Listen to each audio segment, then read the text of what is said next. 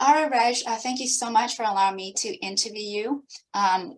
As I know, you were born in India and you came to the US. Um, you had an uncle here in the States, in the northern part of US, because you said it was really cold. Um, so you sold your motorcycle for a one-way ticket to the US, and you only had $20 in your pocket. Correct. Yes, absolutely. Yes. How were you living in when you were in India? So I was born in a middle class family. Both my parents were teachers. Education was the primary talk at home. Mhm. So it was always get well educated, get a great job. And so my dream was to come to America to get my MBA, because Mhm. MBA was something which I was so ingrained in. Like that is what my passion was, to get to know about all about business, about everything, and yes, to make money, Mm. because we had relatives who were really, really wealthy. And I would always envy them. But in our family, it was always education, which was the main part. And so my dream was to come to America, get a good education, maybe then go for a PhD. But also there was this entrepreneur in me, which always said that I do want to be wealthy. I want to have a great house. I want to have, let's say, Mercedes Benz, eat at nice places. And you know what? All this was because I saw all these movies uh, when I was there from America. And that is what it said. That is what success is. And so I wanted to be that successful person. Wow. And so you were enrolled in your MBA program here in the States, and you were sponsored by your uncle. And it was a struggle. Like, did you have to work Yes. part-time? Oh, it was a long struggle, because my uncle was not making much, and he had sponsored my brother before me, and so everything was scarce. Every resource was scarce. I didn't, we didn't, he just had one car, and he would leave me outside the college in the morning, an hour before the college opened, whether it was rain, sunshine, cold, snow, whatever. And I would stand outside to make sure that when the college opened, I got in. But by MBA, generally, most of the classes were in the evening. Oh, And so I was there in the college all day. And to make sure, what I did was that I wanted to get internship. So I got internship working in the college, which paid my tuition.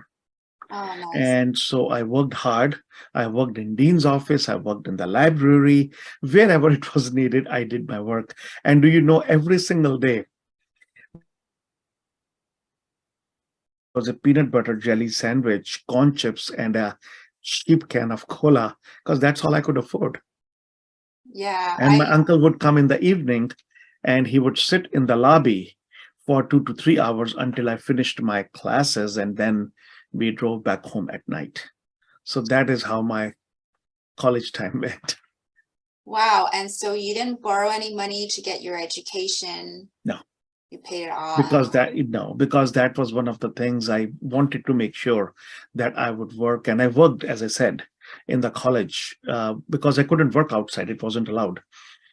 So that is why I worked wherever I could in the college to get my full tuition. They actually gave 50% tuition reimbursement, but my work, the work I was doing, was literally the work of a professor. So they gave me 100% tuition reimbursement at that time because of the work I did. Oh, what did you So do?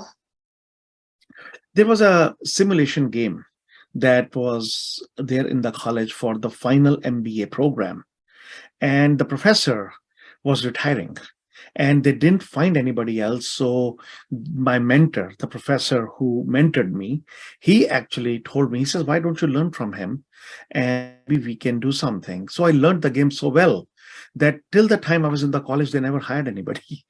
I ran the whole game for the whole final MBA program, which was a simulation game in conjunction with New York University.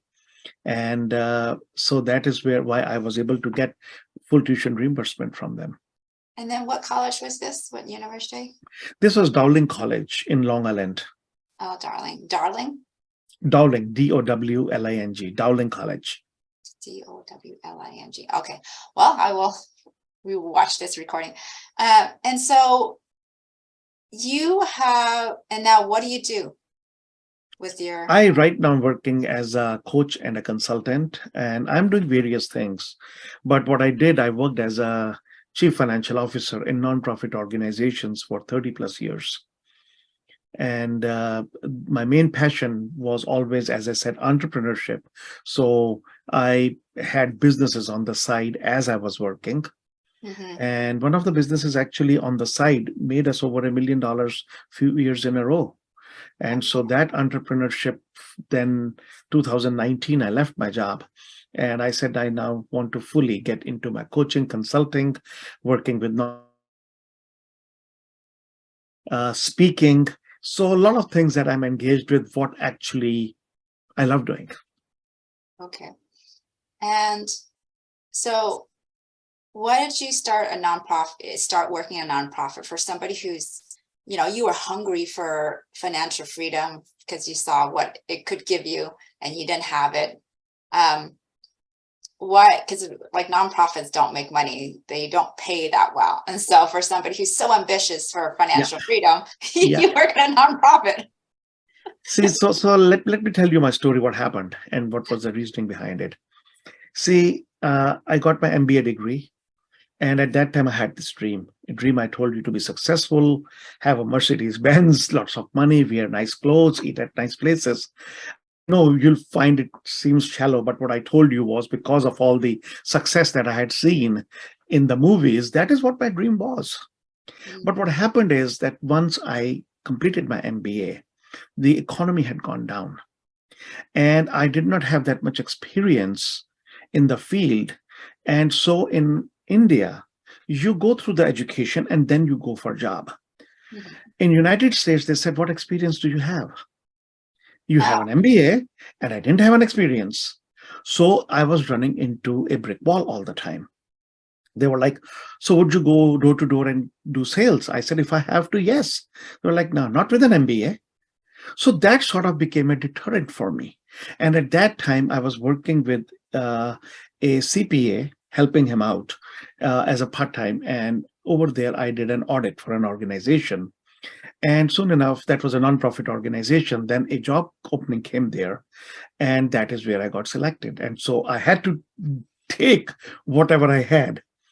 And that is how I started with the nonprofits. But then nonprofit work really became very close to me because I really started understanding what nonprofits do, how important it was for a nonprofit to exist. And in that organization, I stayed there for 18 plus years.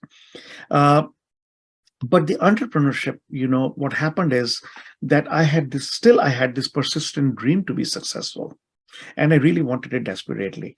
So what happened is 3 years into my job, because I was making very little money, I was making less than $27,000 at that time, I remember. At that time, me and my brother, Mike, we met a guy his name was Larry. He was really wealthy and successful.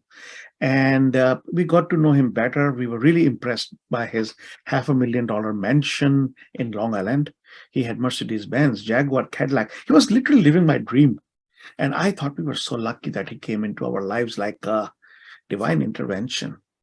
Larry said that he saw potential in us. And it was first time somebody said they saw potential in us. And he said, invest $10,000 with me and open up a business partnership and you can make $100,000 and be rich like him.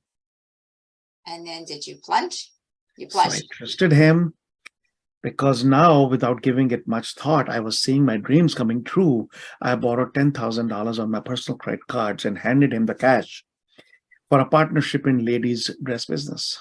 So the concept at that time was to buy overruns of expensive dresses for cheap at New York City warehouses and sell it at retail for a profit. And so, yes, I did invest, and we opened our first store in New York City. Mhm. Me and my Mike really, really worked hard, opening the store in the morning, taking time off from work, closing it at late hours. Weekends, we would go with Larry to buy warehouse stuff, carry the boxes into the store. But you know what? 6 months, we found it wasn't doing much business. Mm. And I was starting to wonder if I had made the right decision to literally be in the dress business or the right decision to trust Larry. Right. But this time we had gone too far and deep into it to back out of it. And Larry was convincing. He said it takes time to make money. It takes time to develop a business. So what happened is we closed our store in New York City. We went to Queens where rent was cheaper. Then we went to Long Island until we were literally reduced to flea markets. Mm. And nothing worked. It seemed the only thing that was working was me and Mike. So in the final act of desperation, my brother left his promising job in the corporate and to work 100% in the business. And at this time, our suspicions of Larry began to grow. I was still working in my nonprofit, then managing the business late nights and evenings. Dream had become a nightmare. We Mm. poured more money into the business, all from credit cards, but the business kept on failing. Now, this is a violation of the core principles of money, which I learned later on. But in the Christmas of 93, yeah, Mike and I were working in a flea market when our worst fears became revealed. We met a person who had past dealings with Larry, and he shared us a reputation that Larry had, which we did not know. He said Larry had actually filed for bankruptcy before he had met us and before he took my $10,000. His big house, fancy cars, they were all being possessed by the bank. Mm. From me, it was not just a case of misrepresentation, but literally a case of fraud. So Mike and me went through a huge shock and a reality check. So by the time I wrapped up the business and shut it down, I was $50,000 in debt. Oh dear. Brother was out of job. Things were looking bleak. I felt all my education, my honesty, my trust in other people had failed me. This time I lost all faith in myself. I went to my accountant, who was also my friend, and he advised me to file for bankruptcy. He says there's no other option. But this was against all the values I grew up with. Mm. And I said, it is against the culture of the hardworking community that I came from. I said, I can't do it. But that was the thought. So dejected and afraid, coming back from his office, I stopped at Borders bookstore. Mhm. And I found a book there called The Richest Man in Babylon. And it is a small book about laws of money written somewhere in 1920s, I believe. And once I started reading this book, I read it, and it's a small book, and I read it in one instance and went over it multiple times. I realized where I had gone wrong, Mhm. and I needed to take responsibility for my actions. And at this juncture, I knew this was the defining moment in my life. I decided not to file for bankruptcy and pay off the debt, even if it took me the rest of my life. So over next 3 years, I reread this book multiple times. I found all the hidden secrets in this book. I read and found every book that I could on money and wealth. And think about it, this is after I had an MBA where felt I knew everything about money and wealth. They don't teach you in Mhm. education about money and wealth. And so over there, I created my own method. I used all the secrets. I created a method to achieve the goals, to create the budgets, spreadsheets, track my monies, my progress. But most importantly, I worked on my mindset because I knew I did not have a wealth mindset. Mhm. And I had a lot of what I call wealth wounds, Mhm. which were hurting me. And so working on that for me was really, really, really important. So keeping a laser-like focus, discipline, dedication. There's no free ride. There's no get rich quick scheme. In 3 years' time, I was able to pay off all the debt and be free. Good for you. Thank you. And this was the turning point in my life because moral of the story is that I learned the hard way that there are no shortcuts in life. Mm. And there has to be a proven system to the key to success. Now, I worked, as I told you, as a CFO in nonprofit organizations. Now, for over 30 plus years, I was in nonprofits. And if I had declared bankruptcy, because that was the easy road to take, see, I would not have been in the trusted position of a CFO managing millions of dollars from federal, state, and local funds. Right.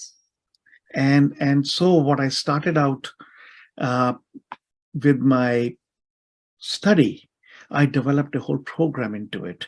Then I taught to my friends, taught to other people, worked with the mindset. And that is what I do right now. One of the biggest things I do is work with the wealth mindset of people. Mindset, I believe, is more important, but also understanding all aspects of wealth and money, which I believe start with your wealth mindset. Then you need to understand how to generate more money, how to save money, how to grow your money, protect your money, and get the wealth habits. Once you have this, you have a blueprint.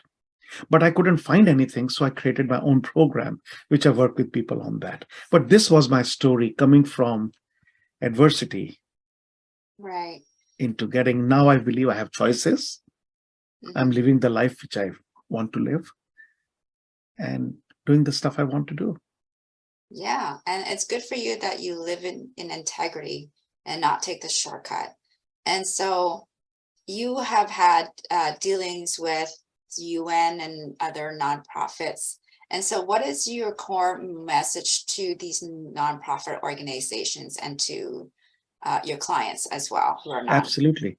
So for nonprofits, one of the big aspects is I became a specialist in turning around nonprofits, which were working and doing really wonderful work, but financially failing. And what happens is that the mission, obviously that has to be the core for nonprofits, which is the utmost important thing. But generally the people who are at the helm, specifically the CEO, the program directors, and the heads, they're all geared towards the mission. And they do not focus on the money aspect of it, because you have to have very varied fundings coming into the nonprofit to make it solid and sustainable, to create that foundation. So I tell every one of the nonprofits, create that solid foundation, create that reserve fund. You need money. Don't run it by saying, oh, it's a nonprofit, so we don't need any reserves or money. You need money. No business runs without it. So I used to run all the nonprofits from the perspective of a profitable organization mindset. And that is what I tell everyone who is working with nonprofits to deal with that, set up solid internal controls, set up foundation, set up the rules, regulations, strategies, so you can make it really strong. And so they can last and do more good. Yes, absolutely. Okay. I don't have any other questions. So is there any last words you have?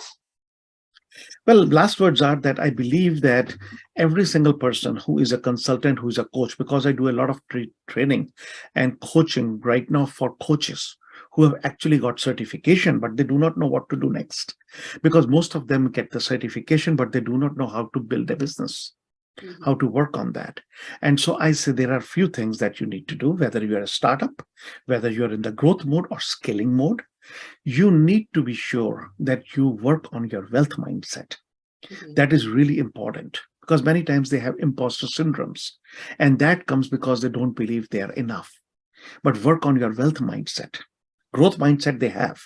And once you have that, then you need to learn the business acumen, how to run the business itself, all the marketing, sales, whatever you need. And finally, you need the strategies and techniques to work with the social media, with all those things. Once you have all these in place, friends, you will be successful.